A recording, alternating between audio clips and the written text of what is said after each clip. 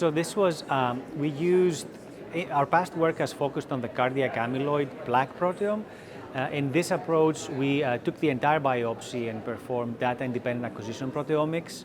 And we had a cohort of AL patients, a cohort of TTR patients, and we compared basically what are the differences in patients that have worse outcomes, so high-stage disease, worse mortality, and versus patients that had best outcomes. And I think the summary of it is we found a couple of different interesting themes.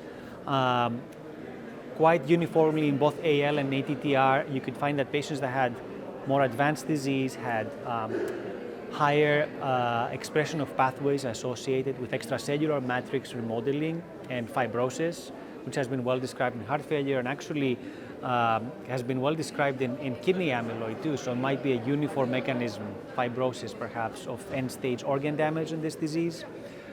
We saw, interestingly, complement pathway upregulator in both high-stage AL and TTR, so I'm not sure exactly what the complement pathway does in this disease, if it's pathogenic, if it's a surrogate for just more amyloid being deposited, but it was an interesting observation.